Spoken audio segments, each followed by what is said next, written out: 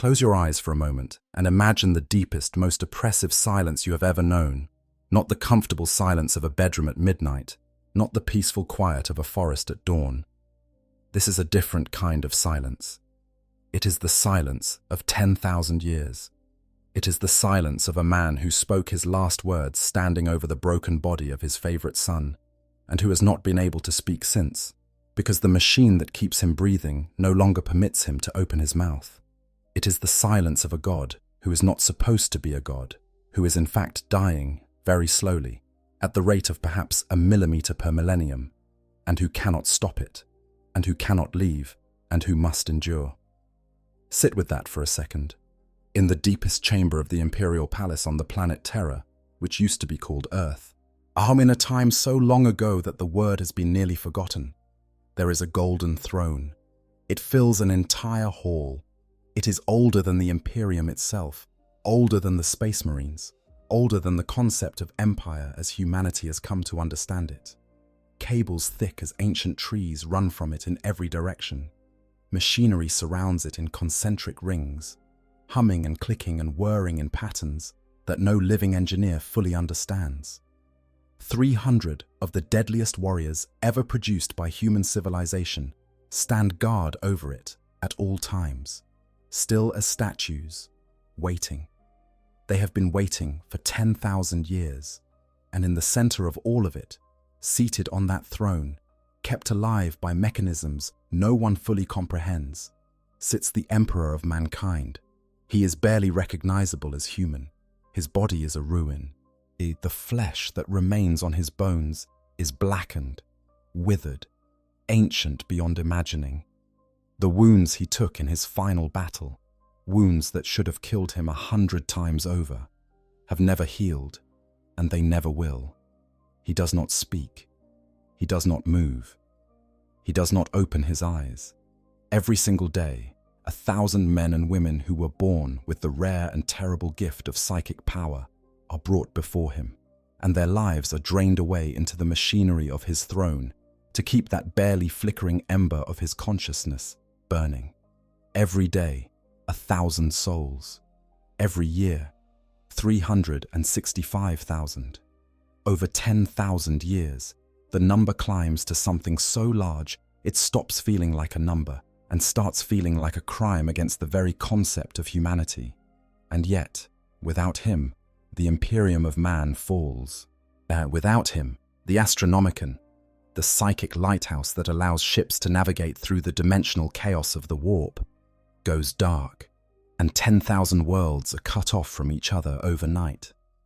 Without him, the barrier beneath the palace fails, and a tear in reality that leads directly into the realm of demons opens up in the heart of humanity's home.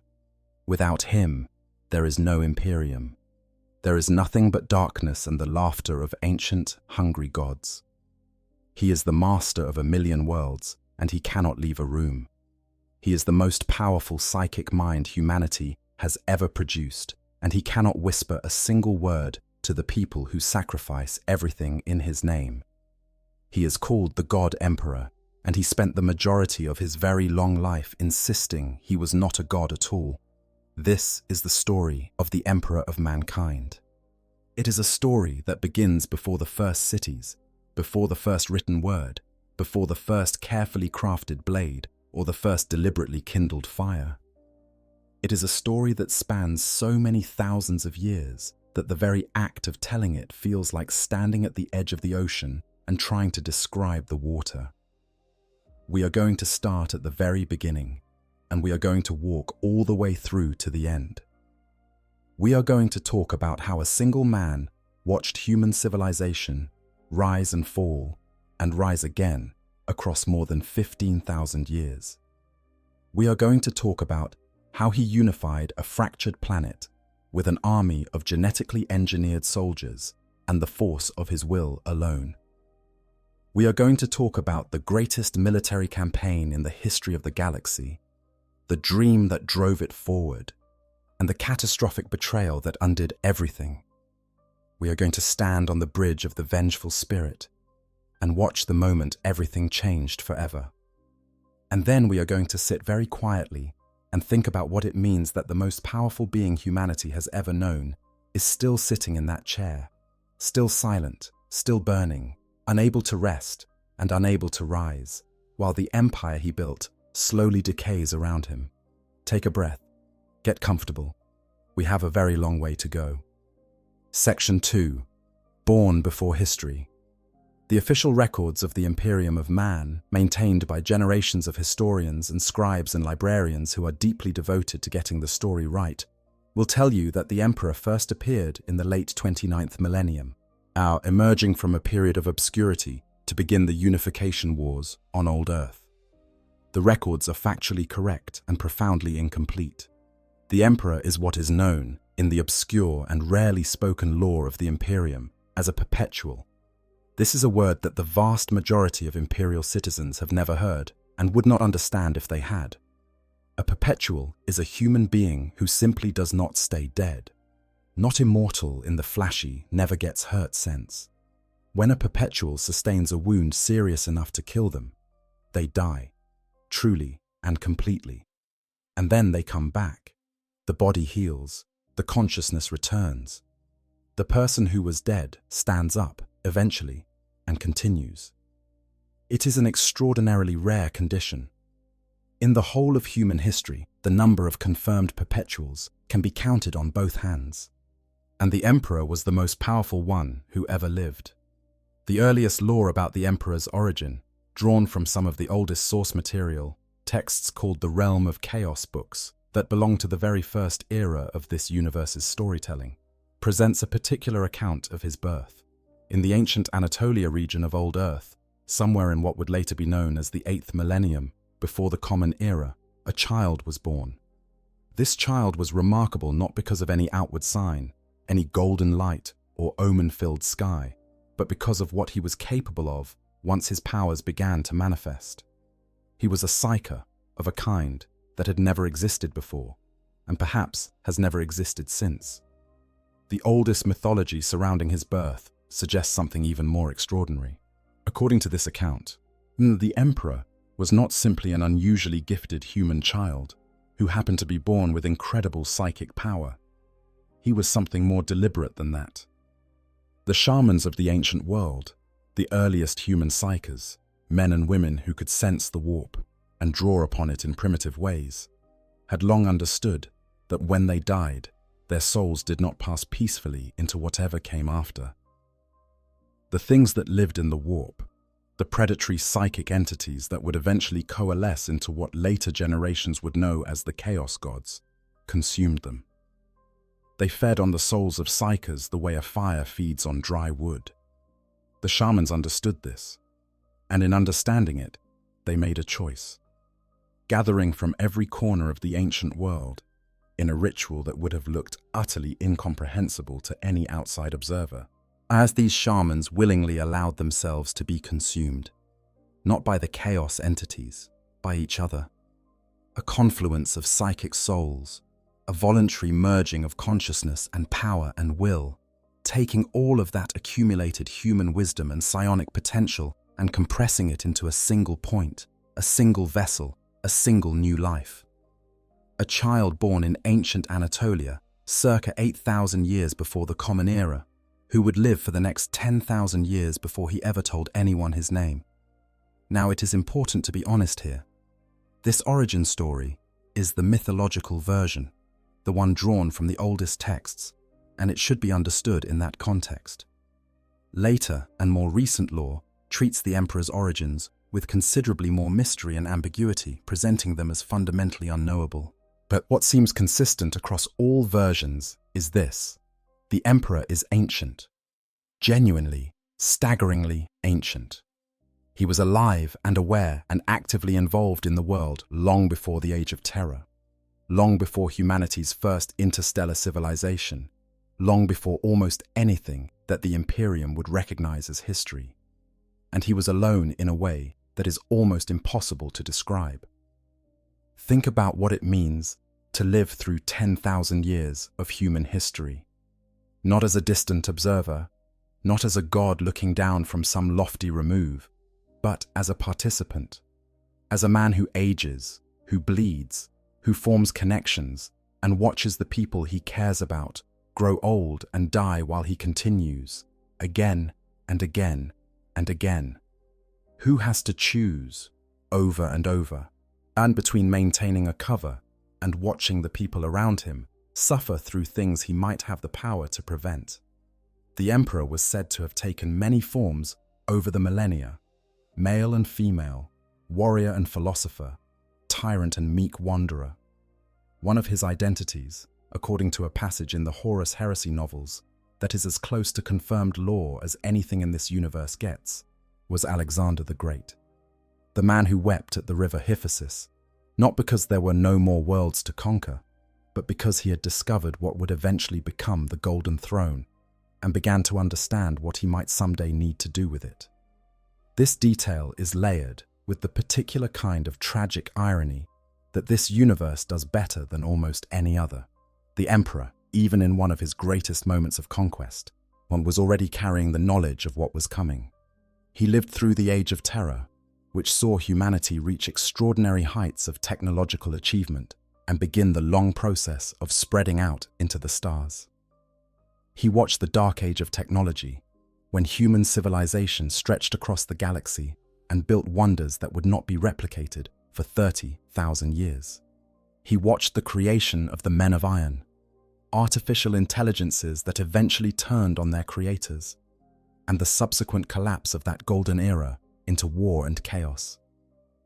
He watched the Age of Strife, when warp storms cut humanity's far-flung settlements off from each other, when psychers began manifesting in uncontrolled and terrifying numbers, when old Earth itself tore itself apart in an orgy of techno-barbarian warfare that reduced the cradle of human civilization to a ravaged wasteland.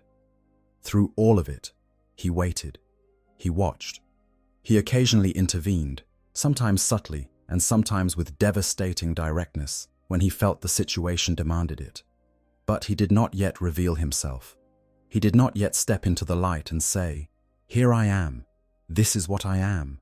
This is what I intend to do." He was waiting for the right moment. He was waiting for the stars to align in a very particular way. What he was waiting for, specifically, was the birth of Slaanesh. In the 31st century before the Common Era, the Eldar, an ancient, extraordinarily advanced alien civilization, had reached the apex of their power and the nadir of their decadence. While their collective psychic emanations, the product of billions of beings who lived their lives in pursuit of sensation and excess and pleasure without limit, had been building in the warp for thousands of years. And then, in a single cataclysmic moment, it broke. The psychic energy reached critical mass. Slaanesh, the chaos god of excess and sensation and dark pleasure, was born screaming into existence, and the shockwave of that birth tore through the warp and the galaxy simultaneously.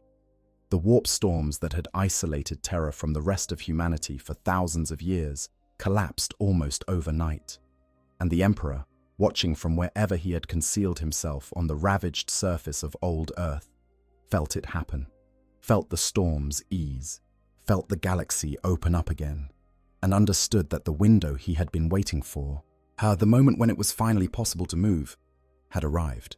He had been waiting for thousands of years. There was no more time to wait. Section 3. The Shadows of History. Before we follow the Emperor into the open, it is worth spending a little more time with the version of him who lived in the shadows, because that version of him is remarkable in ways that do not get discussed as often as they should. For more than 10,000 years, a being of essentially limitless potential walked among ordinary human beings and chose not to use most of what he had, not because he lacked the power, but because he understood something that would take most people a lifetime to grasp, that the moment you reveal what you are, you change everything. You become a target, you become a symbol, or you become something that other things can define themselves in opposition to. And in a galaxy full of psychic predators and entities that feed on the attention of minds, announcing your presence is one of the most dangerous things you can do. So he moved carefully. He influenced where he could, guided where he dared, and mostly watched. He watched humanity make the same mistakes in different configurations across century after century. He watched civilizations rise with tremendous promise and collapse under the weight of their own corruption or their own fear. He watched individuals of extraordinary potential be cut down before they could fulfill that potential by the ordinary pettiness of the people around them. He intervened sometimes. The Alexander identity is perhaps the most famous example that appears in the lore. But it is not the only one. There are hints throughout the source material of a man who was present at many of the turning points of human history, sometimes as a leader, sometimes as an advisor in the background, sometimes as nothing more than a traveler who happened to be in the right place. He took female forms as well as male, presenting himself as different kinds of people in different contexts, always maintaining a careful distance between his real nature and whatever face he was currently wearing. There is something deeply melancholy about this existence when you sit with it long enough. This is a being who genuinely cares about humanity. That comes through clearly even in the coldest and most detached later portrayals of him. He did not spend 10,000 years watching and waiting because he found it entertaining. He did it because he understood, with a clarity that bordered on the prophetic, that premature action would make things worse, that introducing himself to a humanity that was not ready for him would do more harm than good, that the gift of his guidance required the recipient to be at a stage where they could actually receive it. During the dark age of technology, in a period that most later records treat as essentially mythological, the man who would become the emperor made a journey that would shape everything that came after. He traveled with a small group of companions, fellow perpetuals, men and women who shared his condition of death-defying continuity, to a night world called Molech. On Molech, there was a gate, not a door, not a portal in the sci-fi sense, but a genuine threshold between the material universe and the warp. At a negotiating table, in the most terrifying possible sense. The Emperor went through it. What happened inside, what he bargained for, and what he gave in exchange, and what he received, is deliberately left obscure in the lore. What is clear is that he emerged from that gate fundamentally changed, carrying knowledge that no human being had possessed before him, the specific knowledge of how to create the Primarchs. That knowledge would become the engine of everything. He came back to Terra. He continued to wait. The age of strife came, and the warp storms sealed old Earth off from the rest of the galaxy. And in the laboratories that he had carved out of the rock beneath the mountains of Himalaya, the ancient mountain chain that would one day be buried under the foundations of the greatest fortress palace in human history, he began the first of his great projects. He began to build the Primarchs. He did not build them yet, not the finished article. That would come later. But he began the research, the genetic groundwork, the slow and extraordinarily complex process of designing 20 human beings who would be more than human in almost every measurable way. He had the knowledge from Molech. He had the skill of someone who had spent 10 millennia learning everything there was to know about what human biology was capable of. And he had, above all else, and the patience of a man who had been waiting since the 8th millennium before the Common Era. He would need all of it. Section 4. The Age of Strife and the Decision to Emerge. The Age of Strife is one of the grimmer chapters in a story that is almost entirely composed of grim chapters. It lasted approximately 5,000 years, though the exact duration is disputed in the lore. And during those 5,000 years, Old Earth endured something that can only be described as a slow apocalypse, conducted in careful, grinding detail. To understand what Terra looked like by the time the Emperor decided to emerge, you need to understand what 5,000 years of continuous warfare does to a planet. It does not simply make things worse in a linear progression. It transforms the entire ecology of the place. The atmosphere becomes toxic from the accumulated residue of chemical and nuclear exchanges. The land becomes barren, not just damaged but genuinely depleted of the capacity to support life at anything above subsistence level. Cities that were once the jewels of human civilization become fortified hive enclaves, places where warlords rule with absolute brutality over populations that have never known anything else and who could not, at this point, conceive of anything else. But the damage went deeper than the physical. 5,000 years of continuous warfare does something particular to a culture. It strips away the layers of sophistication and refinement that civilization takes millennia to build, and it leaves behind something much older and much rawer. The value of human life compresses. And the ethical frameworks that moderate the use of violence erode. What remains is a society organized entirely around the logic of power. Who has it, who can take it, and who can hold on to it against everyone else trying to do the same thing. The world that the Emperor chose to step out into in the late 29th millennium was a world divided into dozens of techno-barbarian states, each one ruled by warlords who had accumulated power through combinations of military force, technology hoarded from the dark age of technology that nobody fully understood anymore, and the simple willingness to do worse things to their neighbors than their neighbors were willing to do to them. Each of these states had its own character, its own particular flavor of organized brutality. There was the Nordic region in the far north, whose rulers maintained power through a combination of ancestral tradition and sheer physical dominance. Cold-blooded pragmatism, expressed in strategies designed to outlast opponents rather than defeat them quickly. There was Ursh, ruled by a warlord named Callaghan, whose domain in Central Asia and the territories around the ancient Ural Mountains was built on a foundation of systematic terror and technological hoarding. Callaghan's forces wielded weapons from the dark age of technology that no one around them understood well enough to replicate, and this asymmetric technological advantage had allowed him to carve out a substantial empire through the simple application of overwhelming force. There was Albia, occupying much of what had once been the island chain north of the European continent, whose warrior cultures had maintained a fierce independence through a combination of natural defensibility and the simple fact that their soldiers had been fighting each other and everyone else for so long that they were perhaps the most experienced fighting force on the planet. There was Frank in continental Europa. There was the Pan-Pacific Empire controlling enormous stretches of oceanic territory. There was Akkad in the Middle Eastern territories, the Achaemenid Empire, and dozens of others. Each state was a world unto itself, each shaped by 5,000 years of isolation and conflict into something that bore only the faintest resemblance to the civilizations that had preceded them. Scattered throughout were strange remnants of the dark age of technology, as machines and devices that still functioned, but that none of the people using them truly understood. Vehicles that ran on principles their drivers could not explain. Weapons maintained by rituals that had evolved from repair manuals over 100 generations until the manual and the ritual were indistinguishable. Cities that powered themselves on energy sources their inhabitants worshipped as sacred fires, not understanding that what they were reverencing was an ancient fusion reactor that continued to operate because no one had turned it off. In this broken world, the Emperor had lived. He had watched.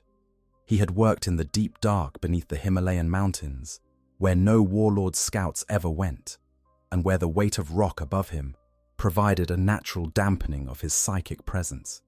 And then the warp storms eased. Slanesh was born.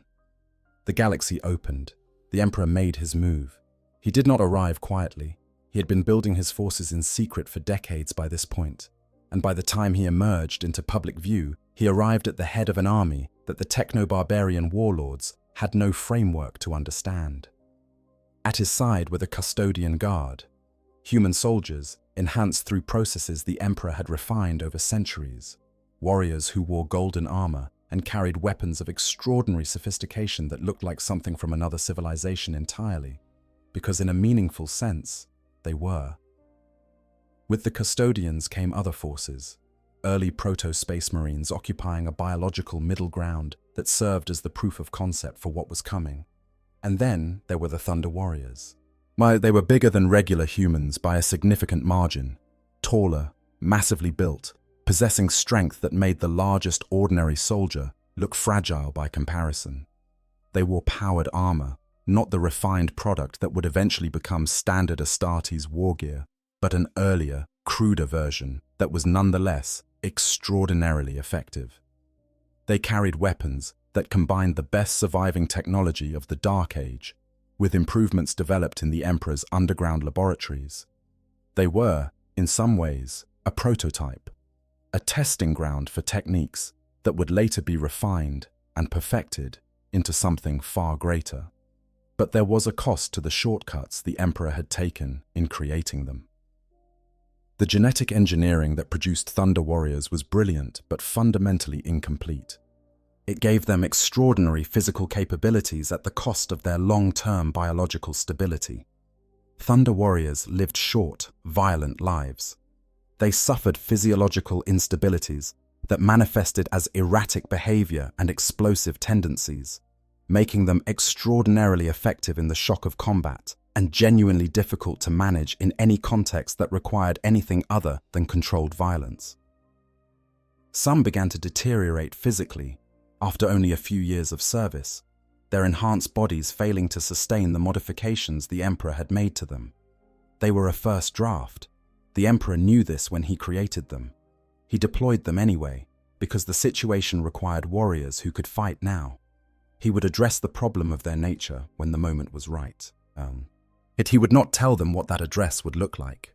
The Unification Wars, as they came to be known, were not a single campaign.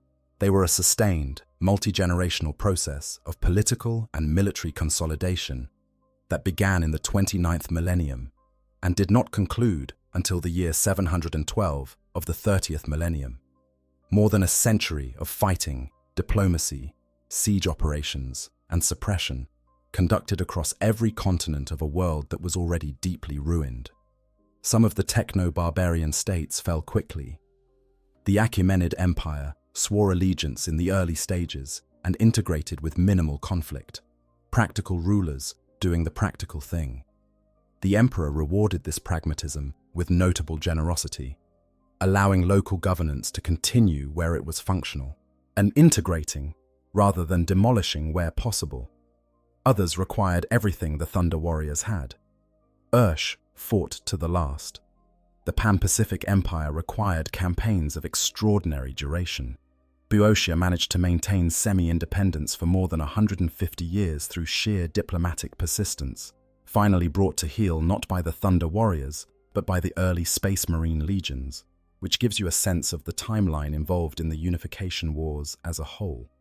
The Albions present one of the most interesting cases, a warrior culture who had maintained their independence through pure stubbornness for generations, as they met the Emperor's forces with their own impressive soldiers, steam-powered proto-dreadnoughts, and Ironside infantry who had been fighting each other for so long that they were essentially professional at it.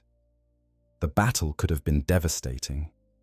Instead, the Emperor went to the Albion clan lords unarmed, dressed in white and crimson rather than armor, and spoke to them. He described not a demand for submission but a vision of something larger than either army, a civilization that needed both of them to exist at all, a future that was genuinely better than the present for everyone in it. He offered them dignity and partnership, rather than humiliation in conquest. The Albions looked at this man standing before them without armor or weapons, describing a future with such precision and conviction that it felt less like a promise and more like a report of something that had already happened, and they recognized something genuinely different in him. They accepted terms. They became among the most zealous supporters of the unification in all the years that followed. There were battles of a scale that later historians dismissed as impossible hyperbole when they first encountered the records.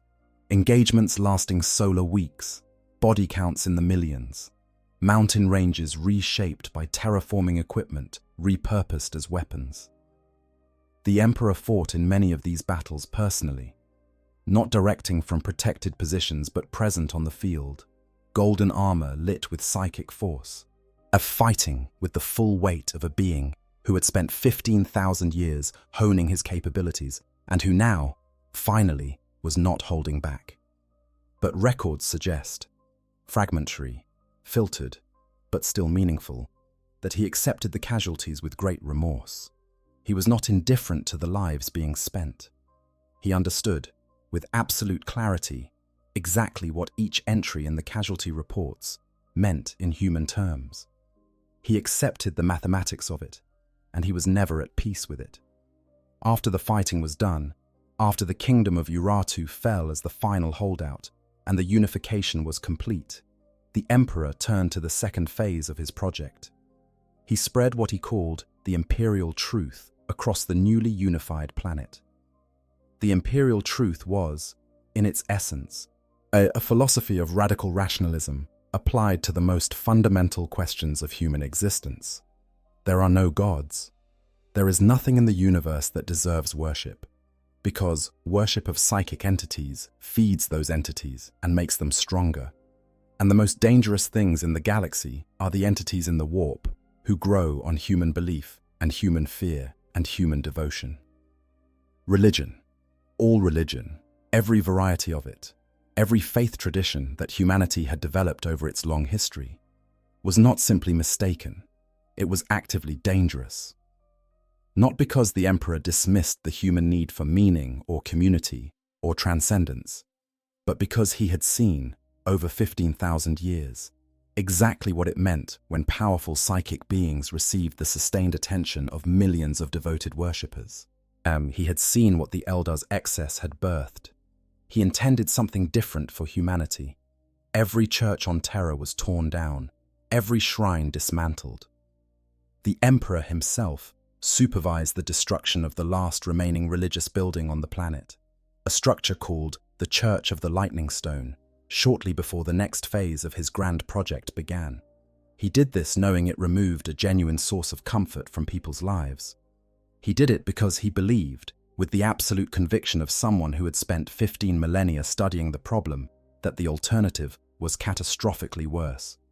The irony, the universe-sized irony, is that the civilization built on his ashes would become the most religiously fervent in human history. But we are not quite there yet. First, there was Mars. Then, there were the stars. Section 5. Building an army for the stars. While the unification wars were still in progress, while the Thunder Warriors were still fighting their last campaigns across the shattered surface of old Earth, something else was happening in the laboratories beneath the Himalayan mountains. The Emperor was finishing his most ambitious creation, the thing he had been working toward since his journey to Molech. Since, perhaps, even before that. The Primarchs, 20 genetically engineered superhuman beings, each one created using the Emperor's own genetic material as the foundation, and then enhanced, altered, and refined in ways that went beyond anything conventional genetic science could explain. The Emperor had incorporated psychic techniques into their creation alongside the biological ones, which is why the Primarchs were not simply physically superior to ordinary humans, but possessed a kind of innate charisma and force of personality that went beyond what any amount of physical enhancement could account for. They were magnetic in a way that operated below the threshold of rational thought. When a Primarch walked into a room, something in the people around him responded to it at a level that bypassed the conscious mind entirely. Each Primarch was designed to be slightly different. They shared their fundamental genetic heritage from the Emperor, which is why all 20 of them shared certain broad characteristics, but each one had been shaped toward a different kind of excellence. Some were primarily warriors, their genetic architecture optimized for combat effectiveness above all else. Some were administrators, politicians, empire builders, the sort of figures who were as good at rebuilding a conquered world as they were at conquering it.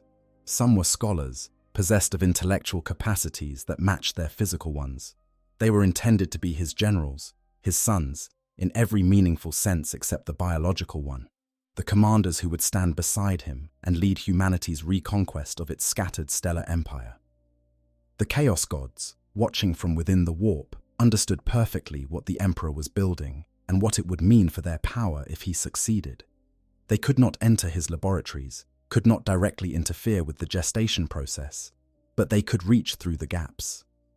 They did reach through the gaps.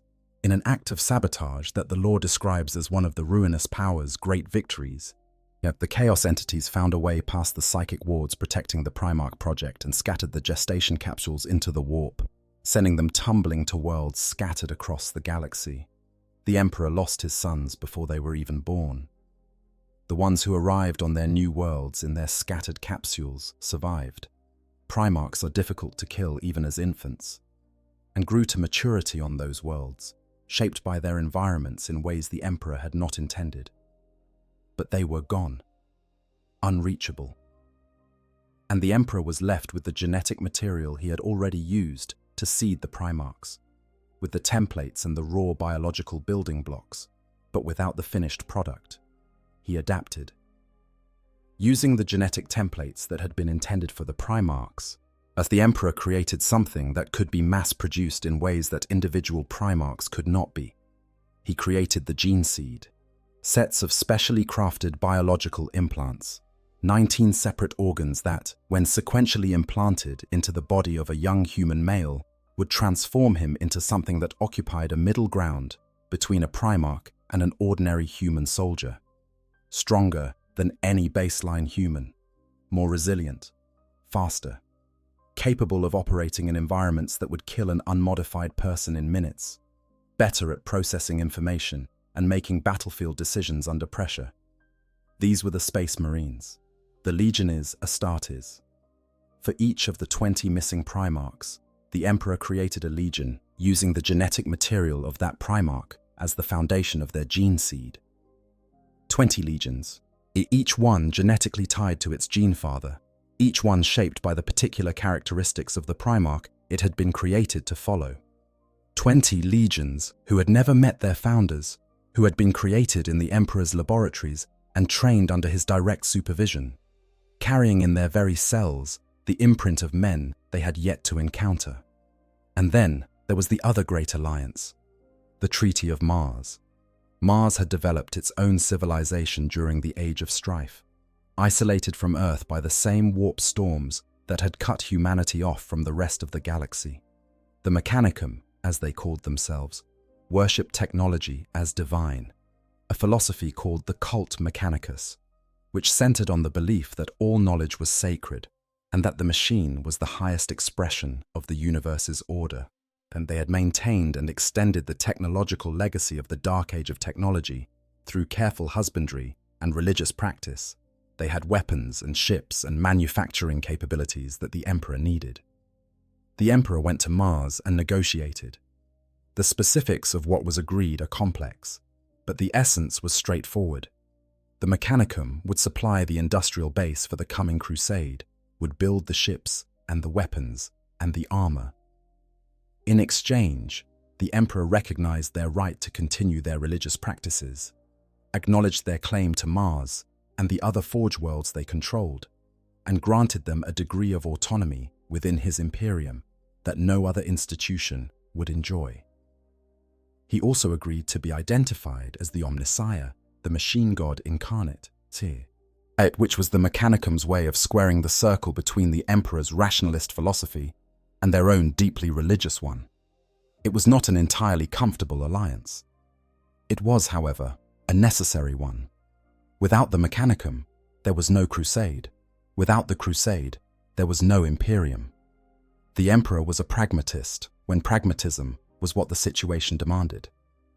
With Mars allied and the Thunder Warriors replaced, they had served their purpose and been quietly, permanently retired, the details of which are dark and deliberately buried in the lore, with the new Space Marine legions armed and armored and ready, with the Astronomicon constructed to serve as a navigational beacon, and with a fleet built by the greatest shipyards the solar system could produce, the Emperor was ready. What in the year 798 of the 30th millennium, the Great Crusade departed from Terra. Section 6. The Great Crusade. 200 years. That is how long the Great Crusade lasted, more or less. 200 years of the largest and most sustained military campaign in human history, aimed at the single goal of reuniting humanity's scattered stellar colonies under one government, one flag, one law. The scale of this undertaking is genuinely difficult to communicate. At its height, the Great Crusade maintained more than 4,300 separate expeditionary fleets, each one operating in its own section of space, each one carrying legions of space marines and hundreds of thousands of ordinary human soldiers called the Imperial Army, each one flying the banner of the Imperium of man into the dark and bringing back worlds, planet by planet, system by system, sector by sector, until the Imperium stretched from one edge of the galaxy to the other and encompassed more than 1 million worlds.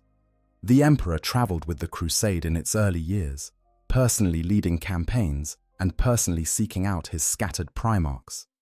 Each time he found one, the reunion followed a similar pattern. The Primarch was already remarkable, already a leader of men even on the savage worlds that had raised them, already doing something extraordinary with the materials available to them. And the Emperor would arrive, and something would happen in that moment of recognition, father and son, creator and creation, while a bond that operated at a genetic and psychic level simultaneously, and the Primarch would take command of the legion created in their image. Horus was the first. Chthoniya was a hard world, a mining colony that had evolved its own brutal culture during the Age of Strife, and the young Primarch, who had been raised on it, was already running the planet's gangs, with a tactical brilliance that should not have been possible in someone so young. The Emperor recognized him immediately, and Horus recognized the Emperor with equal certainty.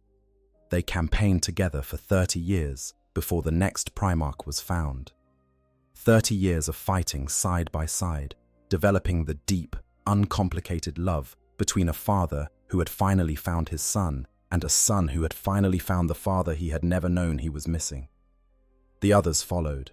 Some were found on worlds that had treated them well. Robute Guilliman had been raised as the adopted son of a local warlord on Makrag, and had already begun turning the 500 worlds of Ultramar into something approaching a functioning civilization. Vulcan had lived among the people of Nocturne, a world scorched by the passage of its twin star, and had become a blacksmith and a protector of ordinary people rather than a conquering general, which said everything about the kind of Primarch he would be. Sanguinius of the Blood Angels was found on Baal, a world of radiation and rust, where he had been raised by a people who regarded him as an angel, which, given his white wings and transcendent beauty, was an understandable conclusion to reach. Others had harder stories. Angron of the World Eaters was found fighting as a gladiatorial slave on the world of Nuceria, implanted with psychosurgical devices called the Butcher's Nails that were slowly killing him, and that the Emperor was apparently unable or unwilling to remove. The Emperor teleported Angron off the planet in the middle of a battle, leaving behind the other enslaved warriors who had been fighting alongside him, the people who were genuinely the closest thing Angron had to family. This was one of the Emperor's decisions that is very difficult to defend. Angron never forgave him for it, and the Butcher's Nails that remained in his skull ensured that his capacity for anything except rage was severely compromised for the rest of his life.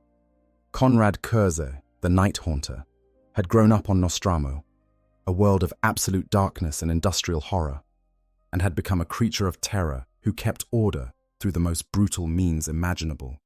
The Emperor found him too, took him from his world, made him command his legion, and then was surprised when the legion commanded by a being of terror became an instrument of terror. One of many places in the Emperor's story where his extraordinary intelligence and his extraordinary blind spots coexist in uncomfortable proximity. Magnus the Red of the Thousand Suns was perhaps the most tragic case. A scholar of towering intellect, a psyker of gifts that rivaled the Emperor's own, Magnus had spent his life trying to understand the nature of the warp and the forces within it. He was brilliant and well-intentioned, and he had an absolutely catastrophic inability to stop himself from doing the thing that everyone who loved him had told him not to do. This would matter enormously later. As each Primarch was found and reunited with his legion, the shape of the crusade changed. The Primarchs were not merely good generals, they were transformative. Each one brought something unique to the campaign, a particular genius, a particular way of seeing problems, a particular style of leadership that permeated their legion from top to bottom. The presence of a Primarch in a campaign was not simply the addition of a very powerful individual to the order of battle. It was the addition of a force multiplier that changed what a legion of Space Marines could accomplish.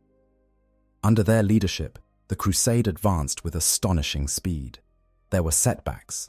The Rangdan Xenocides, for example, where the Dark Angels lost 50,000 battle brothers, fighting an alien threat so terrible that it was largely expunged from Imperial records afterwards.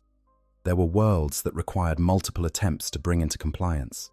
There were alien civilizations, the Interrex, the Diasporex, others, that might have been allies if the dynamics had been different, but whose encounters with Imperial expeditionary fleets ended badly, sometimes through the arrogance or impatience of the Primarchs involved, sometimes through simple tragic misunderstanding. But the overall trajectory was unmistakable. The Imperium was growing. World after world was being brought back into contact with the rest of humanity. Technologies that had been lost for millennia were being recovered. Almost the warp routes that connected the Imperium were being charted and secured. For the first time in 5,000 years, it was possible to imagine a human civilization that was truly galactic in scope, truly unified, truly capable of facing whatever threats the universe contained. The Imperial truth spread with the Crusade. Every world brought into compliance had its religious institutions dismantled, its places of worship torn down or repurposed. The people of those worlds were told, sometimes gently, and sometimes at the point of a bolter, that there were no gods, that the universe was a phenomenon to be understood through reason and science, not propitiated through ritual, that the Emperor was not a god and did not wish to be worshipped as one, that humanity's future lay in its own rational intelligence, and not in appeals to supernatural forces. This was, in the 31st millennium, a revolutionary and deeply uncomfortable message for most of the worlds that received it. Humanity had been generating religion in the same way it generates art, continuously and as a matter of deep psychological necessity for its entire existence. The worlds isolated during the Age of Strife had developed their own faiths, their own mythologies, their own explanations for the terrors around them. Being told to abandon those frameworks, to put down the thing that had gotten them through the darkest period in human history, was asking an enormous amount. Some worlds adapted, others did not, and their resistance was dealt with accordingly. Somewhere around 200 years into the Crusade, the Emperor made a decision that is one of the most consequential and most discussed in all of 40,000 lore.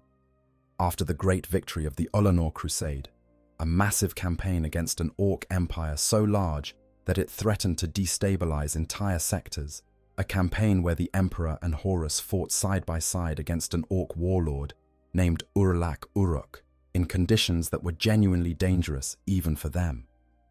The Emperor called together his Primarchs and made an announcement. He was returning to Terra. He was leaving Horus in command as War Master. He would not be leading the Crusade personally anymore. The reasons he gave were diplomatic. He had work of paramount importance on Terra, work that could not be delegated, work that would determine the ultimate fate of humanity. While he told the Primarchs that the time had come for them to show him what they could achieve without his direct guidance. He elevated Horus, his firstborn found son, his most beloved child, to the highest military command in human history. What he did not tell them was what he was actually going back to Terra to do. Section 7. The Grand Plan and the Golden Throne. Under the Himalayan mountains, in the vast underground complex that had once housed his gene laboratories and was now the deepest heart of the Imperial Palace, the Emperor had been working on something for centuries. Something so ambitious that even he, a being of 10,000 years of experience and accumulated knowledge, had treated it as a secret from his sons, a secret from the Mechanicum, a secret from Malkador the Sigillite, and his oldest living companion and the man who served as his regent. The only people who fully understood what was being built were a small core of Mechanicum tech priests who had been brought into the project under the most stringent oaths of secrecy, and they understood the engineering, but not the ultimate purpose. The Golden Throne, the device that today serves as the Emperor's life support and as the amplifier for the Astronomicon was not built for either of those purposes. It was built as a door. Long before the Unification Wars, perhaps as far back as the Age of Terror, a portal into the webway had been discovered beneath the desert of what would one day be the Asian continent of Old Earth. The webway, the extraordinary trans-dimensional transport network built by the ancient alien race known as the Old Ones, was, in many ways, the greatest infrastructure project in the history of the galaxy. It connected worlds across the galaxy through a network of tunnels that existed in a separate dimensional layer, shielded from the warp, allowing travel that was faster and far safer than any other method. The Eldar used it. The Harlequins used it. Certain other alien species had access to portions of it, and the Emperor wanted it for humanity. Not just access to the existing network, he wanted humanity to build its own section of it, extending the webway to reach every inhabited human world, replacing warp travel entirely. If successful, this plan would achieve several things simultaneously. It would free humanity from dependence on navigators, the mutated humans who guided ships through the warp, and on astropaths. It would sever humanity's connection to the warp almost entirely, denying the Chaos Gods the attention and the psychic nourishment they derived from humanity's constant exposure to the Imperium. And it would provide the protective framework within which humanity could, over the following millennia, safely evolve into the fully psychic species the Emperor believed it was destined to become, without the risk of that evolution happening in an unprotected environment where every newly manifested psyker was a potential doorway for demonic entities. The Golden Throne was the mechanism that kept the Terran Gate into the webway open and stable, shielded from warp incursions by the direct psychic power of the Emperor himself. While he sat on it, while he projected his mind into it, the new human-built section of the webway was protected. The Mechanicum workers could extend it, the corridors could grow, the network could expand. It was his greatest project, perhaps the greatest project any human mind had ever conceived. He kept it secret because the Navigators, an extraordinarily powerful, hereditary guild whose entire monopoly on interstellar travel would be rendered obsolete the moment the webway project succeeded, would have moved against it with everything they had. He kept it secret from his sons because the explanation he gave, that he feared the information might reach the Navigators through them, has never been entirely satisfying to the scholars who have studied this period. There may have been other reasons. The Emperor was not, despite his many extraordinary qualities, a man who always trusted even the people closest to him with everything he knew. The project was going well. Slowly, but well. And then Magnus the Red tried to help. Section 8. The Seeds of Betrayal. To understand how the Horus Heresy happened, you need to understand something that most histories of this period get wrong by oversimplification. The heresy was not a simple story about a man who was corrupted by power and turned against his father. It was a story about accumulated grievances, deliberate manipulation by forces of extraordinary cunning, and a series of decisions by the Emperor himself that, while made with good intentions, had catastrophic consequences. The groundwork was laid not by Horus, but by Lorga. Lorga Aurelian, Primarch of the Word-Bearers Legion, was different from his brothers in a way that created an irreconcilable conflict with the Emperor's philosophy from the very beginning. While Lorgar was a man of faith, not in the cynical, politically convenient way that many leaders claim faith as a tool of governance. Lorgar genuinely, deeply, with the full force of his formidable intelligence and his intense emotional nature, believed in the divine. He believed that the universe had a spiritual architecture, that there were powers worthy of reverence and worship, that faith was not a weakness, but the highest expression of the human soul. He believed, above all else, that the Emperor was a god, that what he was witnessing in the crusade was not the military campaign of a very impressive mortal being, but the march of a genuine divinity through the material universe. That the imperial truth, the insistence on rationalism, and the rejection of the supernatural was itself a kind of lie, a protective fiction that denied the reality of what was actually happening. Lorgar's worlds, the worlds brought into compliance by the Word-Bearer's Legion, were the most loyal worlds in the Imperium, the most stable, the most devoted, because Lorgar had not simply conquered them and imposed the imperial truth. He had given them something to believe in. He had built cathedrals and shrines and written texts of genuine theological beauty. And the people of those worlds had responded to it by becoming deeply, genuinely committed to the Imperium, not out of fear, but out of love for what they understood the Emperor to represent. The Word-Bearers were also the slowest of all the legions. Their campaigns took much longer than anyone else's, because Lorgar would not move on until the populations of newly conquered worlds had been spiritually settled, until the faith was properly established, until the community of believers was strong enough to sustain itself without his legion's presence. The Emperor grew frustrated with this. The crusade needed to move faster. More importantly, what Lorgar was doing was in direct and flagrant contradiction of the imperial truth. The Emperor had explicitly stated that he was not a god, that he would not be worshipped, that religion in all its forms was dangerous. And here was one of his sons building the most elaborate and devout religious cult to the Emperor's divinity that had ever existed on world after world, while openly refusing to comply. The Emperor's response was, in retrospect, one of the most consequential mistakes of his very long life.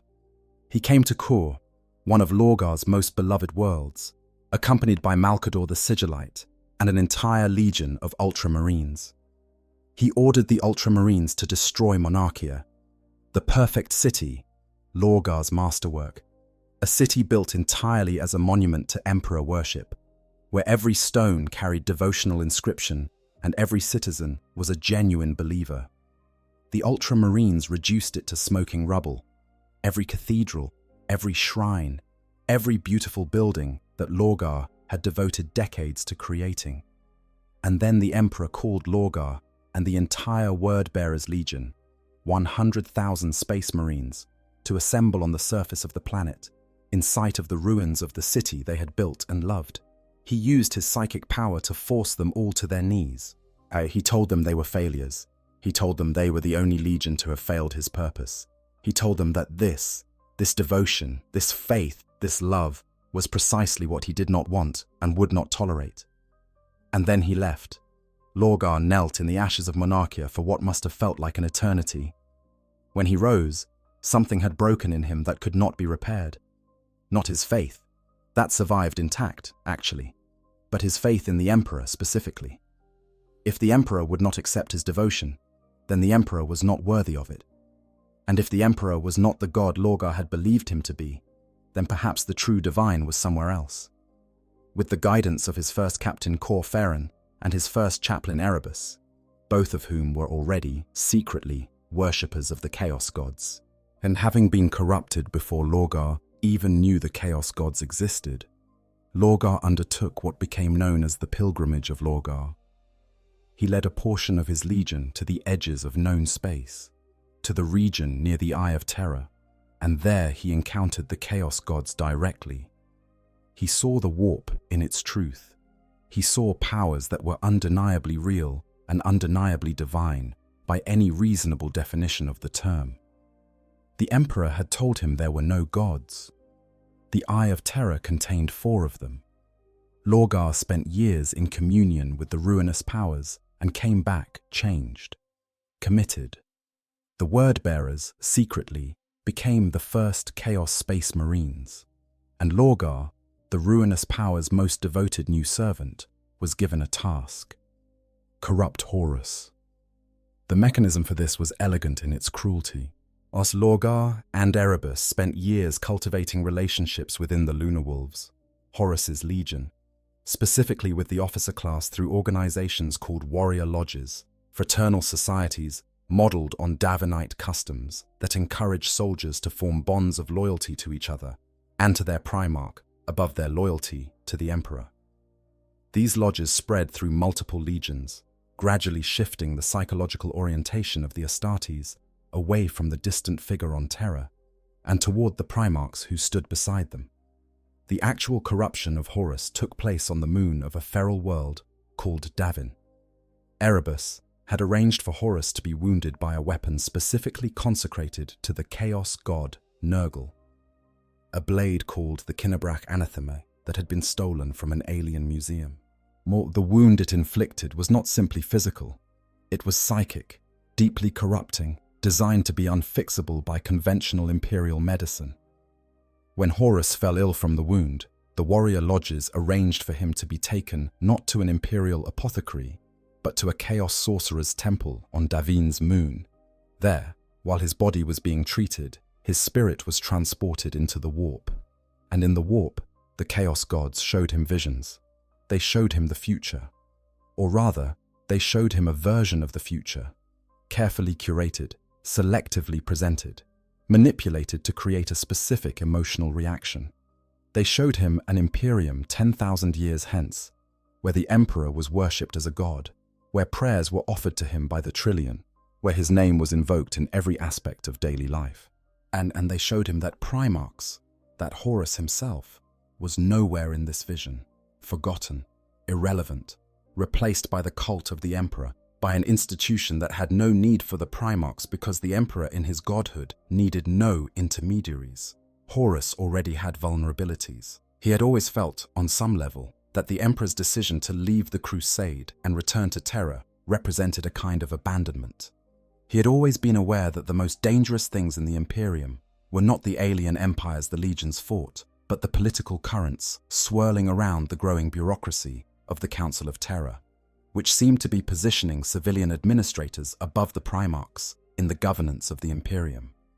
He had always wondered, quietly, whether the Emperor truly saw him as a son or as a tool. As the Chaos Gods found those vulnerabilities, they widened them. They told Horus that the Emperor intended to discard him once the crusade was finished, that the elevation to War Master was not a sign of trust, but a temporary assignment, something to keep him busy while the Emperor worked toward a goal that had nothing to do with Horus or any of his brothers. That if Horus did not act, he would be forgotten while the Emperor became a god, and all the work and sacrifice and blood of the Great Crusade would flow not to the Primarchs who had spent their lives fighting it, but to the political institution taking shape on Terra. The argument worked because it had a foundation of truth in it. The Emperor was working towards something transformative and enormous. He was not telling his sons what it was.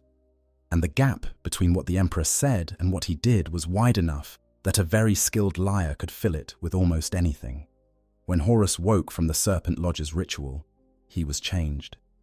The corruption of the Chaos Gods was embedded in him at a level that went beyond the physical. He began, with extraordinary patience and care, to recruit. 8 of his brother Primarchs turned against the Emperor. The traitor legions were the sons of Horus, the Emperor's children, the Iron Warriors, the Night Lords, the World Eaters, the Death Guard, the Thousand Sons, the Word Bearers, and the Alpha Legion. Each one fell through different mechanisms. Through resentment cultivated over years, through ideological disagreement, through the quiet work of Lorgar's agents inside the warrior lodges, through the corruption of commanders who then corrupted their legions. The Word Bearers fell as an act of deliberate choice. The Death Guard fell slowly through plague and physical corruption. The Thousand Sons fell through the consequences of Magnus's desperate attempt to help. Each one is a story in itself. Section 9. The Galaxy in Flames. The first open shot of the Horus heresy was not fired on Istvan V. It was fired on Istvan III, and it was fired by Horus at his own troops. Before revealing his hand to the wider galaxy, before announcing his rebellion in terms that could not be misunderstood or explained away, Horus had a housekeeping problem. The traitor legions contained, buried within their ranks, are hundreds or thousands of warriors who had not been seduced by the Chaos Gods or convinced by the political arguments of the warrior lodges, who remained loyal to the Emperor, not through calculation, but through genuine conviction. If these men survived into the early stages of an open civil war, they would be a source of disruption inside the traitor forces that could become operationally significant at a critical moment. They would also be potential witnesses and informants.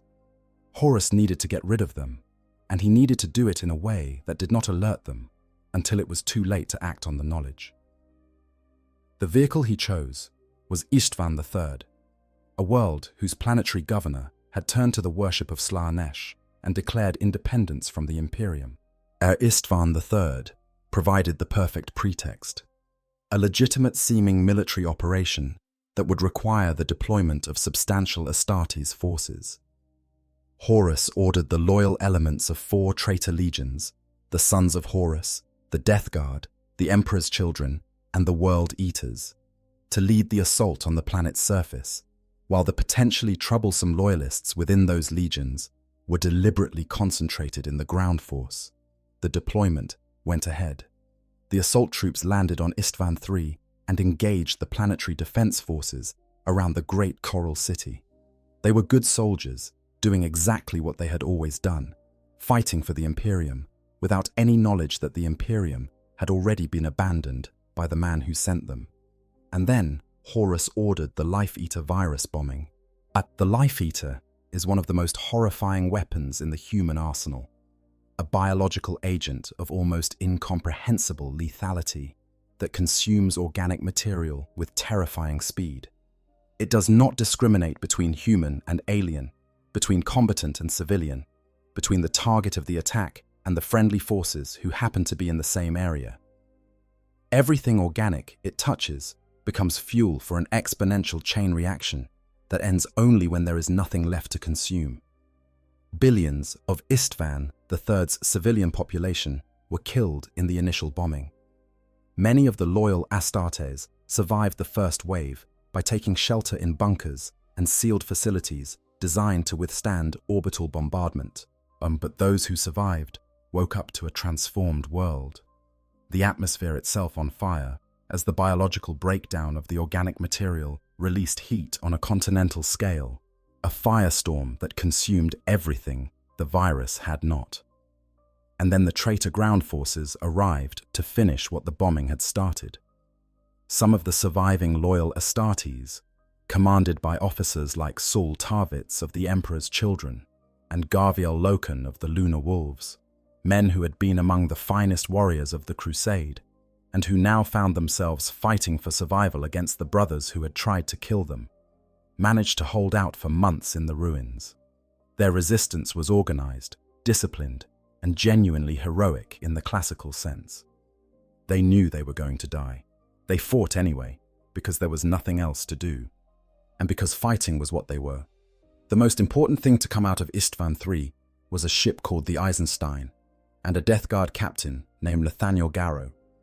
Garrow had managed to determine what was happening before the virus bombing and had gathered a group of loyal Astartes from multiple legions, commandeered the Eisenstein, and fled.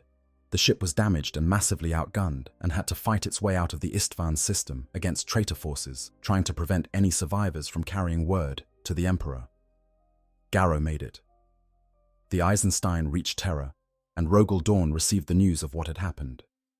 Dawn's initial response, according to the records, was disbelief so profound that it was nearly physical.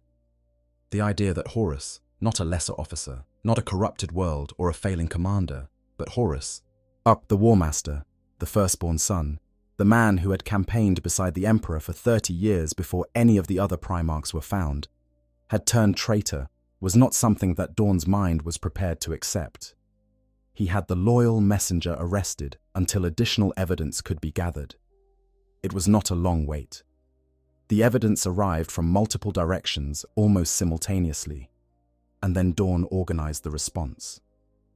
7 Space Marine legions were dispatched to the Istvan system. The iron-willed Iron Hands under Ferrus Manus, the stoic Salamanders under Vulcan, the shadow-clad Raven Guard under Corvus Corax. These 3 would form the first assault wave. 4 more legions would follow as the reserve force, the Word-Bearers, the Night Lords, the Iron Warriors, and the Alpha Legion.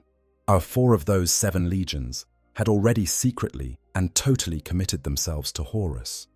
This is the part of the drop site massacre that never gets easier to sit with, no matter how many times you go through it. The commanders of the 3 loyalist legions in the first wave knew that 4 other legions were behind them. They planned their assault on that basis.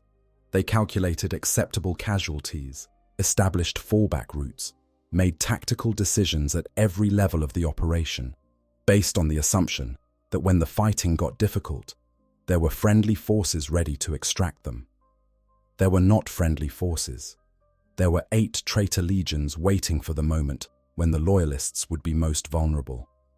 The first wave landed and pushed forward into the traitor fortifications on the Urgal Depression, a vast ravine ridge system that Fulgrim and the Emperor's children had spent months transforming into a killing ground of extraordinary sophistication. The 3 loyalist legions went at the fortifications with everything they had. The fighting was intense and costly, and the loyalists made genuine progress. At one point, they appeared to be winning. The sheer determination of warriors fighting for a cause they still believed in giving them an edge that pure tactical analysis would not have predicted. In the midst of this, Ferrus Manus sought out Fulgrim personally. These 2 Primarchs had been the closest of all the brothers in the years of the Great Crusade. They had shared interests, shared projects, a genuine and uncomplicated affection that had nothing to do with politics or strategy. Fulgrim had helped Ferrus build weapons. Ferrus had admired Fulgrim's artistic sensibility. They had been friends in the fullest sense that 2 beings engineered for war could be friends. Fulgrim was already deeply corrupted by this point. The demon within his blade, a weapon he had found on a Xenos world and refused to part with despite warnings, had been working on him for years, gradually displacing his genuine self with something that wore his face but shared none of his values. When they met on the black sands of Istvan V, Fulgrim attempted once more to convince his brother to join the traitors. Ferrus refused. The blade was drawn. Ferrus Manus, the Gorgon, one of the physically most powerful of all the Emperor's sons, the Primarch, whose very body was partially comprised of living iron, was killed on Istvan V by Fulgrim. The demon in the blade, in it the corruption of Slaanesh wearing his beloved brother's form, did what Fulgrim alone might not have been able to do. Fulgrim presented the head of Ferrus Manus to Horus as a trophy of the battle. As the first wave retreated toward what they believed was the safety of their reserve positions, toward the lines where their extraction ships were waiting and where they expected to see the banners of the Word-Bearers and the Night Lords and the Iron Warriors and the Alpha Legion, the reserve opened fire. The Night Lords, Iron Warriors, Word-Bearers, and Alpha Legion turned their weapons on the Loyalists, retreating toward them. The 3 first-wave legions found themselves compressed between 8 traitor legions, unable to advance, unable to retreat, the extraction ships now targeted by both ground fire and orbital assets. As the slaughter lasted hours, thousands upon thousands of Astartes, warriors who had spent their entire lives in service to the Imperium, who had given every year since their creation to the Great Crusade, who were dying without fully understanding why their brothers were killing them, were cut down. There was no heroic last stand at Istvan V. There was no great defense. There was only the terrible, grinding mechanism of systematic betrayal working itself to its conclusion, and the small miracle that any loyalists survived at all. Some did survive. Corvus Corax and the remnants of the Raven Guard managed to escape into the wild reaches of the Istvan V wilderness. The Night Lord hunting parties never quite able to finish them off in terrain the Raven Guard knew how to use. Elements of the Salamanders and Iron Hands also survived, as scattered and traumatized and reduced to shadows of what they had been, who would spend the next years as the Shattered Legions, conducting guerrilla campaigns against the traitor advance, doing what they could with what they had. Vulcan, the Salamander's Primarch, was captured by his brother Conrad Kurzi, the Night Haunter. What followed is one of the darkest subplots of the entire heresy, and the short version is that Vulcan, as a perpetual, could not die permanently even under the torments Kurzi subjected him to. He eventually escaped through means that the lore describes with appropriate vagueness. After Istvan V, the Horus heresy unfolded over 7 years across thousands of star systems, as the Shadow Crusade saw the Word-Bearers and World-Eaters carve a bloody path through the realm of Ultramar, not primarily as a military operation, but as a ritual. Lorgar's Dark Apostles performed a massive chaos working across dozens of worlds. Each world's population sacrificed in meticulously orchestrated ceremonies. The psychic energy of billions of deaths channeled into the creation of something called the Ruin Storm. The Ruin Storm was a warp phenomenon of artificial creation that bisected the galaxy and prevented the loyal legions on one side from communicating with or reaching those on the other. Guilliman, with his enormous Ultramarines legion, was effectively cut off from Terra. The Dark Angels and their scattered subordinate forces were similarly isolated. But Horus had not just defeated his enemies at Istvan V. He had arranged for the largest potential relief force to be physically unable to reach the fight. The Battle of Calth saw the Wordbearers ambush the Ultramarines with devastating cunning.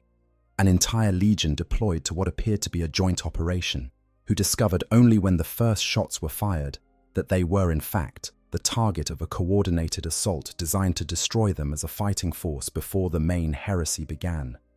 The Ultramarines survived. They were not destroyed, but Calth itself was left irradiated and ruined, its sun used as a weapon against its own star system in ways that would affect it for centuries. The burning of Prospero remains one of the most tragic and most debated events of the entire heresy period.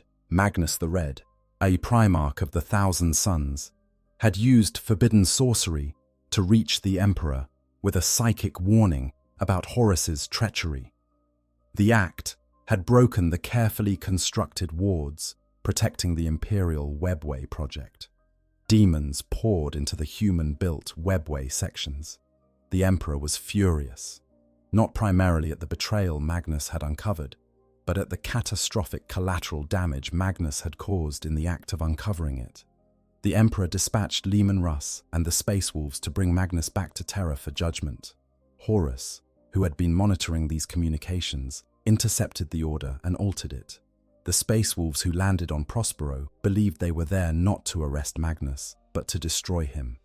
The Thousand Suns, who had not intended to join the heresy and who were devastated by the implication that the Emperor had ordered their destruction, were driven into the warp by a legion they had considered brothers. Magnus, betrayed and broken, pledged himself to Tzeentch. The Thousand Suns joined the heresy as a result of the Emperor's response to their Primarch trying to help him. This is one of the places where it becomes genuinely difficult to present the Emperor's decisions charitably. He was under extraordinary strain during this period, trapped on the Golden Throne, fighting the demon incursion through the Webway, unable to devote his full attention to anything. But the sequence of events on Prospero represents a catastrophic failure of trust and communication that had consequences across the entire remaining history of the galaxy. 7 years of war across thousands of worlds. The heresy spread through every sector of the Imperium, every planet's population, knowing only that something had gone wrong with the forces they had been taught to trust and rely upon. Every world that Horus's forces passed through was either brought to his cause or reduced to ruin. Every campaign was both a military operation and a recruiting effort, both a conquest and a corruption. The Loyalists held wherever they could. The Space Wolves fought their way through Alpha Legion ambushes across the outer systems, taking enormous casualties but refusing to break. The Blood Angels and White Scars defended the approaches to the Sol system with everything they had. The shattered survivors of the 3 Istvan legions conducted guerrilla operations deep in traitor-held space, when wearing down supply lines and garrisoning forces in ways that, while they could not change the overall direction of the war, ensured that the traitors never moved quite as freely or as quickly as they might otherwise have. And on Terra, the Emperor sat on his throne and held the Webway Gate shut and tried to manage a war he could not directly fight, through intermediaries, across the veil of psychic communication, while the galaxy burned around him. The war was building toward Terra. Everyone knew it. The only question was whether the Loyalist legions could close the distance before Horus got there, and whether the Emperor could hold until they arrived. Section 10. The Siege of Terra. The forces of the loyal legions were spread across the galaxy. The Ultramarines, the largest legion in existence, were isolated in Ultramar by the Ruin Storm. The Space Wolves were fighting their way through Alpha Legion ambushes in the outer systems. The Dark Angels were engaged on their own front. Horus knew this. He had helped arrange it. He arrived at Terra at the moment of maximum loyalist disadvantage, with 9 traitor legions, corrupted Titan legions, countless millions of mortal soldiers, and demonic allies, intending to kill his father and end the heresy with a single decisive blow before reinforcements could arrive. What stood against him? 3 loyalist legions. The Imperial Fists under Rogel Dawn, the Blood Angels under Sanguinius, the White Scars under Jaghatai Khan, the Adeptus Custodes, the Sisters of Silence. Billions of ordinary human soldiers drawn from every garrison regiment Terra could muster. And the Emperor, being still trapped in the deepest chamber of the Imperial Palace, still holding the webway shut. The preparatory naval campaign, later called the Solar War, lasted 30 days and destroyed the vast defensive infrastructure of the Sol system. Horus's fleet destroyed the naval bases on Luna, smashed the orbital defenses, and scattered the Loyalist fleet. The ships that carried the traitor ground forces then descended to Terra, and the bombardment began. It lasted for weeks. The great artillery of both sides pounded the planetary surface. The air of Terra filled with ash and the residue of burning cities, turning the sky the color of blood. And then the ground assault began. The siege of Terra, in its ground phase, lasted 55 days of continuous fighting. 55 days of warfare on a scale that defies simple description. What the Imperial Palace was a fortress city the size of a continent, surrounded by layered defenses that Rogel Dawn, the greatest architect of war humanity had ever produced, had spent years fortifying to the absolute maximum of what was achievable. And it was not enough. The World Eaters under Angron, a demon primarch by this point, ascended to a state of pure violence that made them almost unstoppable in direct assaults.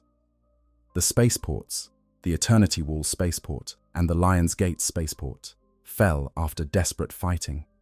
With those in traitor hands, Horus was able to land his Titans, the great walking war machines that could level fortified positions from the other side of a battlefield. The Blood Angels, commanded by Sanguinius, were the fulcrum around which the defense turned. Sanguinius was many things. Perhaps the most physically beautiful of all the Primarchs, a being of such transcendent grace that his legion's mythology placed him as literally angelic. He was also one of the finest combat warriors in the history of the galaxy, and a leader of such profound personal charisma that his presence on the walls was worth whole additional legions in terms of morale. He fought everywhere that was needed. He held positions that should not have been holdable. He was prophetically aware that he was going to die in this battle, and he had decided that he was going to meet that death on his own terms. The Eternity Gate, the innermost barrier between the traitor forces and the Emperor's throne room, was held by the Blood Angels in a legendary last stand that became one of the defining images of the entire heresy. Like Marines who had been fighting continuously for days, running on stimulants and courage, and the sight of their Primarch, holding back a tide of enemies that should have overwhelmed them many times over. Meanwhile, on the vengeful spirit, Horus waited. He had received word that the Space Wolves and the Ultramarines were both inbound to Terra. His numerical advantage was dissolving with every hour. The moment was now, or it was never. He made a decision. He dropped his void shields. He lowered the defensive screens that protected his flagship from teleportation assault. He opened the door and invited the Emperor to step through. The Emperor understood immediately that it was a trap. He went anyway, not out of recklessness. He had the precognitive abilities of a being who had lived for 15,000 years, and he had a reasonably clear sense of what was waiting for him. He went because the window was closing, because waiting meant the siege continued and Terra burned and his people died by the billion. Because Malkador, sitting on the golden throne in his absence and slowly being consumed by the strain of it, could not hold on much longer, because there was only one way to end this. He went with Rogel Dawn, with Sanguinius, with a force of Terminator-armored space marines and custodes. The teleportation scattered them across the vengeful spirit, and each of them fought their way through the demonically corrupted ship toward the bridge. Sanguinius arrived first. Horus was at the height of his power. The blessings of all four Chaos gods channeled through the most gifted Primarch the Emperor had created, so augmented further by whatever dark gifts he had received during the Battle of Molech years before. He was something that could barely still be called human. He killed Sanguinius. Rogal Dorn found his brother's body on the bridge and the Emperor's body beside it, broken and barely breathing. The Emperor had arrived, had seen Sanguinius dead on the floor, and had fought Horus with everything he had. And even for the Emperor, even for the most powerful human psyker who had ever lived or would ever live, Horus, as he stood then, was almost more than could be managed. The Emperor held back for too long. He still saw his son in the thing that Horus had become. He hesitated. He looked for the man underneath the monster. And Horus used that hesitation. The wounds the Emperor took were mortal, truly, genuinely mortal, but the kind of wounds that should have ended a perpetual permanently. Limbs destroyed, internal organs shattered, psychic damage inflicted at a level that tore through his very soul. And then, in the moment that should have been the Chaos God's final victory, something happened. The last barrier fell. Horus, reaching for the final blow, dropped the psychic armor that the four Chaos Gods had layered around him, either deliberately, in a moment of profound arrogance, or because something deeper in him surfaced in that fraction of a second, some remnant of the son who had loved his father before the corruption took hold. The Emperor felt it, the opening, and into that gap he poured everything he had left. Not a measured, controlled psychic strike, not a tactical application of force, everything, the full, uncontained fury of the most powerful human psyker in history, channeled through wounds that should have killed him, directed at a single target. Horus was annihilated, not defeated, not killed in the conventional sense, annihilated so thoroughly that not even the Chaos Gods, who could ordinarily reconstitute even the most devastated champion from the raw material of the warp, could find enough of him to work with. He was gone, completely and permanently gone. The death of Horus sent a psychic shockwave through the traitor forces. The sons of Horus broke first, the psychic bond between them and their Primarch snapping with an almost physical violence. The other traitor legions lost cohesion, the demonic allies withdrawn as the Chaos Gods retreated from the sudden cataclysmic loss. The traitors began to flee toward their ships. Rogal Dorn found the Emperor's broken body on the bridge. The Emperor had enough left in him to speak, barely, in a whisper that Dorn had to lean close to hear. He gave orders. He told Dorn what needed to be done. Take me to the Golden Throne. Section 11. The Golden Throne and Eternity in Chains. What happened in the hours after the Emperor was carried back to Terra represents one of the most extraordinary and heartbreaking confluences of events in this entire universe's storytelling. Malcador the Sigillite, who had been sitting on the Golden Throne for the duration of the Emperor's absence on the vengeful spirit, maintaining the psychic barriers that kept the webway breach sealed, was dying when Dawn brought the Emperor back. The Golden Throne was designed to be operated by the Emperor himself, and his psychic power was of a magnitude that was not replicated anywhere else in the human species. Malcador was exceptional, possibly the most powerful sanctioned psyker in the galaxy, after the Emperor himself and the Primarchs. But he was not the Emperor. The strain of channeling functions that the device had been engineered for the Emperor to perform had consumed Malcador from the inside at a rate that nothing could have slowed. By the time the Emperor was returned, Malcador was barely recognizable as the man who had been the Emperor's closest companion for the entirety of the Unification Wars, who had counseled him and argued with him and served him with a loyalty that went beyond duty into something that can only be called genuine friendship. The lore suggests he had been reduced to a figure of ash and memory by the strain. As in his final moments, he was able to recognize the Emperor, to look at his friend one last time, and then Malcador died, and in dying, gave what remained of his psychic reserves to the Emperor in a final transfusion of strength, a last act of loyalty that was simultaneously the most complete expression of devotion and the most complete act of self-abnegation that anyone in this universe has ever performed. The Emperor was placed onto the golden throne. He issued his final spoken words to the assembled primarchs and commanders gathered in the Sanctum Imperialis. The exact words have been filtered through 10,000 years of transmission and devotional interpretation, but their sense is consistent across most sources. He spoke of the continued struggle, of remaining faithful and strong and vigilant. He said that the universe had more horrors yet to throw at them, and that what had just concluded was not an end, but a beginning. The crusade to save humanity had to continue without his direct leadership. He told them the watch was not ended. He told them to be faithful, strong, vigilant. And then he fell silent. In the days and weeks that followed, the traitor forces that had been besieging Terra broke and fled. The death of Horus had sent a psychic shockwave through every traitor legion. The death of their Primarch, leaving the sons of Horus adrift, and the other traitor legions rapidly losing the will to continue the siege.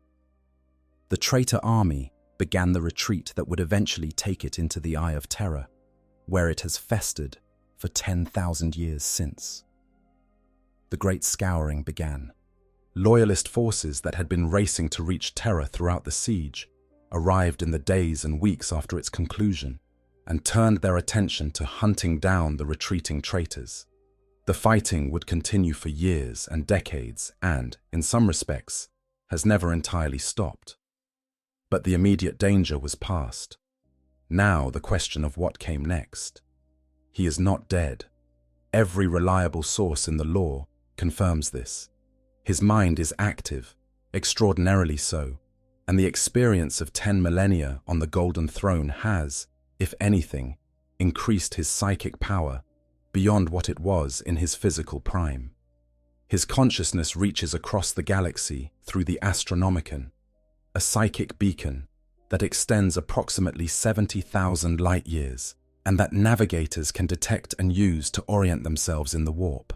Without it, a faster-than-light travel becomes so dangerous as to be functionally impossible, and the Imperium fractures overnight into a collection of isolated worlds with no way to call for help and no way to receive it. He maintains the webway seal. He fights constantly in the Imperium against the demonic forces that press against the boundaries of the breach beneath the palace. Forces that have been massing for 10,000 years and that would pour through without him holding the door.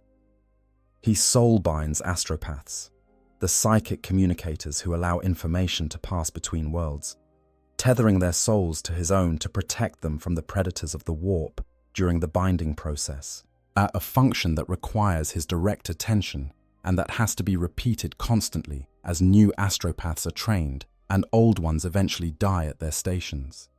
He is said to communicate through the Emperor's Tarot, a divination tool that certain rare psychers can use to glimpse something of his will. He manifests through saints, through miracles, through the inexplicable survivals and the impossible victories that the imperial religion attributes to his protection. He works, always, in ways that are subtle and indirect and that are interpreted very differently by the different groups who claim to understand them.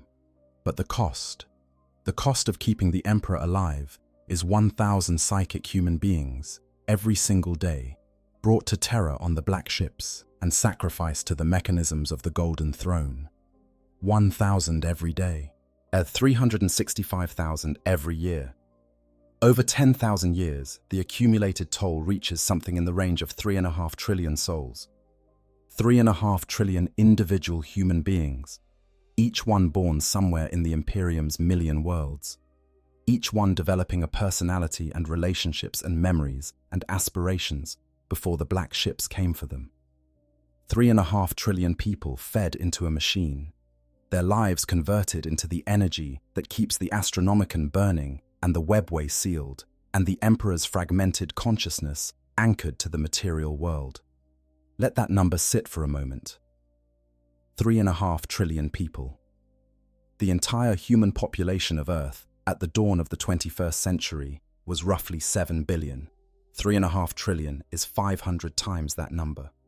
Imagine every human being currently alive on Earth, multiplied 500 times over, all fed one by one into the Golden Throne. That is approximately what 10,000 years of the daily sacrifice adds up to. This is the Imperium's deepest and most fundamental moral horror. It is not hidden. The imperial religion knows about it, has incorporated it, has built a theology of holy sacrifice around it. The black ships that gather the psychers are not a secret. The sacrificial mechanism of the Astronomicon chamber is not concealed from the leadership of the Imperium. Everyone at a certain level of power and information understands that the most important and most morally repugnant transaction in human history happens every single day, and that stopping it would be worse than continuing it. And that this calculation will remain true for as long as the Emperor's body requires the throne, and the throne requires the sacrifices. The one thing no one has been able to adequately assess is whether the Emperor himself would sanction this if he were able to speak. Whether the man who insisted he was not a god and who genuinely cared about the lives of ordinary human beings would accept this cost, or whether the thing on the throne has drifted far enough from the man he was that the question is no longer meaningful in the way it once was. And even this enormous sacrifice is not holding steady. By the 36th millennium, the tech priests maintaining the Golden Throne were demanding a significant increase in the daily psycho-sacrifice to maintain stable function. Some sources suggest that by the 41st millennium, the daily requirement has quadrupled from the original figure. The throne itself, built using technology from the dark age of technology that predates the Imperium by an unknown margin, is deteriorating. The Mechanicus maintains it with a combination of careful ritual and increasingly desperate improvisation. But they will tell you honestly, if you can get an honest answer from a Martian tech priest on this subject, that they do not fully understand how it works, and that their attempts to repair degraded components have come close to catastrophe on more than one occasion. The most terrifying sentence in the official documentation of the Golden Throne is a plain, understated statement. There can be no doubt of the Golden Throne's decay. Not the possibility of future decay, not theoretical concerns about long-term maintenance. Its actual, ongoing, currently measurable deterioration. What happens when it fails is not a question that anyone in the Imperium's upper hierarchy wants to discuss publicly, but the scenarios are well understood by those who think seriously about such things. The Astronomicon goes dark, and 100,000 ships currently navigating the warp find themselves blind, lost in a dimension where, without a reference point, emerging safely is effectively random. The webway breach opens, and Terra, the homeworld of humanity, the most densely populated world in the Imperium, the location of the most powerful psychic apparatus in the galaxy, is consumed by a demonic incursion of a scale that would make the original siege look manageable. The psychic shockwave of the Emperor's final death, if it can be called death, as would propagate through the warp at a speed that physics cannot constrain and could devastate every psyker in the galaxy simultaneously. Or perhaps none of these things happen. Perhaps the Emperor has been building towards something during these 10,000 years that has not yet been revealed. This is where we must be honest about the limits of what the lore definitively tells us, and acknowledge the deliberate ambiguity that Games Workshop maintains around the Emperor's ultimate fate. But the question of what he is becoming is one that serious lore engagement cannot ignore. Section 12. What remains? The 41st millennium, and the question that never dies. We have come, finally, to the present moment of the 40,000 lore. 10,000 years after the Horus heresy, past 10,000 years after the last spoken words of the Emperor of mankind. The Imperium that exists in the 41st millennium would be almost unrecognizable to the man who built it. The project of secular rationalism, the imperial truth that was the philosophical foundation of the Great Crusade, collapsed so thoroughly in the aftermath of the heresy that it might as well never have existed. The very thing the emperor had warned against, had torn down churches to prevent, had humiliated Lorgar in the ashes of a city to stop, the deification of the emperor himself, is the foundational myth of the entire civilization. The ecclesiarchy, the Adeptus Ministorum, is the largest and most powerful religious institution in human history, administering faith in the God Emperor to something in the range of 1 trillion human beings across the million worlds. The Emperor is worshipped as a literal god, his image displayed in every church, his name invoked in every prayer, his will interpreted by an enormous clergy class and enforced by the Sisters of Battle. The Inquisition purges heresy and mutation and psycho threats, acting in the Emperor's name. The Space Marines fight in the Emperor's name. The Imperial Guard dies in the Emperor's name, billions of soldiers per year, in wars that never end, against enemies that are never finally defeated. The Emperor himself explicitly stated multiple times during his life that he was not a god and should not be worshipped. The civilization built on his name does not know this, or if it knows it, it does not care. Well, it's because Lorgar was right about one thing, however catastrophically his response to that truth expressed itself. Religion does bind people together. Faith does provide a framework for endurance in the face of the unbearable, and the universe of the 41st millennium contains an almost infinite supply of the unbearable. Robert Guilliman, the Primarch of the Ultramarines, was resurrected in the closing days of the 41st millennium by a coalition of Eldar and his own allies, healed of the wound that had kept him in stasis for 10,000 years and placed back into the waking world. He made his way to Terra. He went into the throne room of the Golden Throne and met, for the first time in 10 millennia, the entity that he had known as his father. What happened in that room is not fully described in the lore. But the impressions Guilliman took from the encounter are documented, and they are disturbing. The emperor he encountered was not the emperor he remembered. Not because the psychic presence was weaker. If anything, it was more powerful than anything Guilliman had ever experienced in his life. But because whatever human warmth, whatever paternal affection, whatever emotional accessibility the emperor had possessed in the age of the Great Crusade was gone, or if not gone, so deeply buried under 10,000 years of agony and purpose, and the endless calculus of survival that it was inaccessible. The emperor looked at Guilliman and saw a tool, a useful one, an important one, but a tool.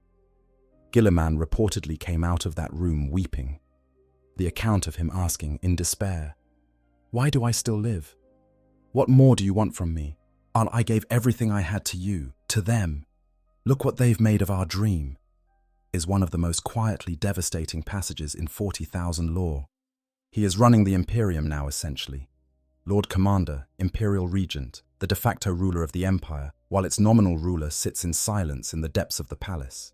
He has launched the Indomitus Crusade, a massive military campaign to push back the forces of chaos after the formation of the Great Rift, a galaxy-wide tear in reality that split the Imperium in two and that represents perhaps the single most catastrophic event since the Horus Heresy.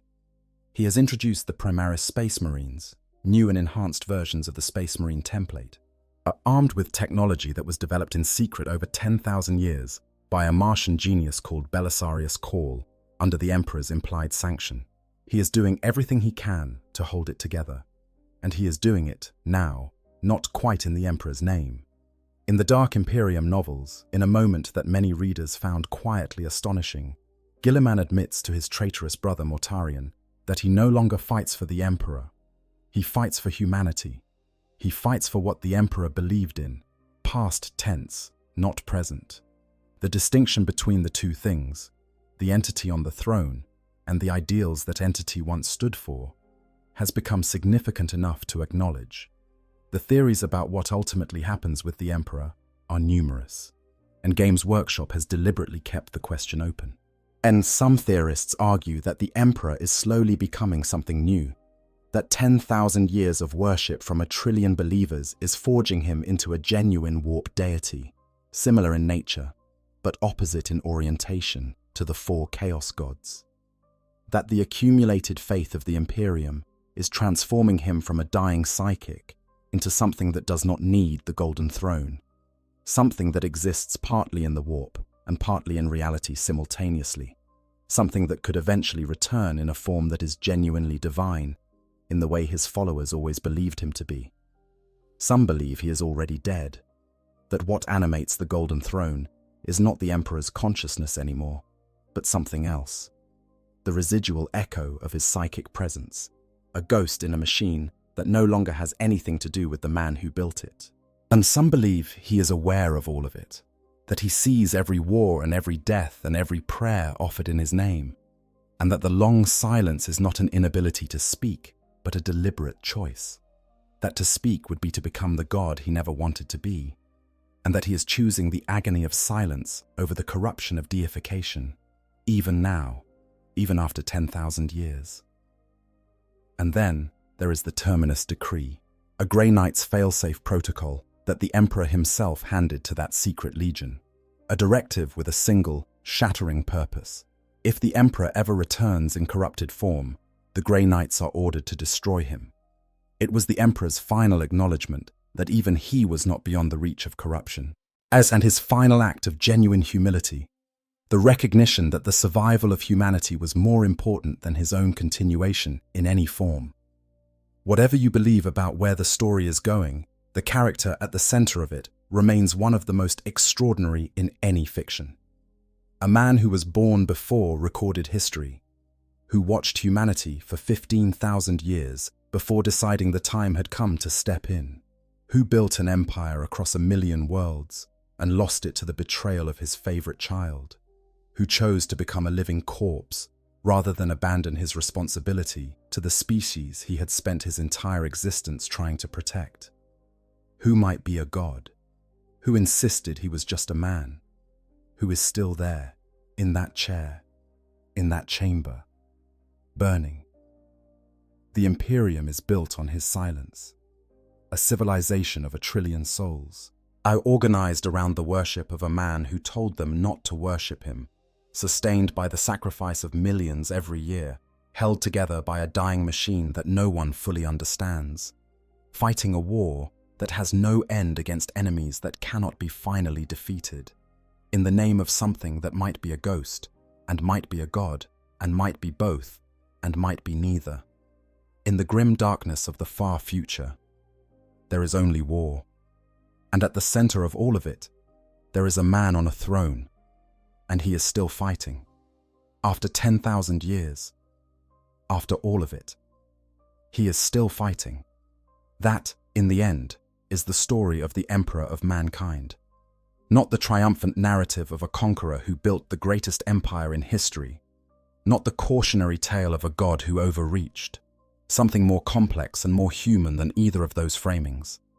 The story of a person, and however ancient and powerful he became, he always insisted he was just a person, who cared about something so much that he was willing to endure anything, give up anything, become anything, to try to protect it. We do not know if he will return.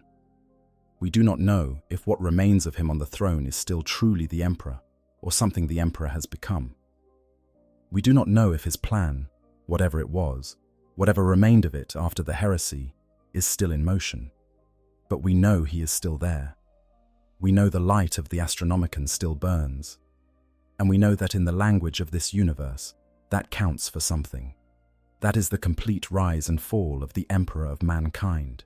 15,000 years of history, compressed into as much detail as we can hold at one time. If this story kept you company tonight, if you found it as absorbing as I find it every time I come back to these threads, it would genuinely mean a lot to me if you left a like on this video.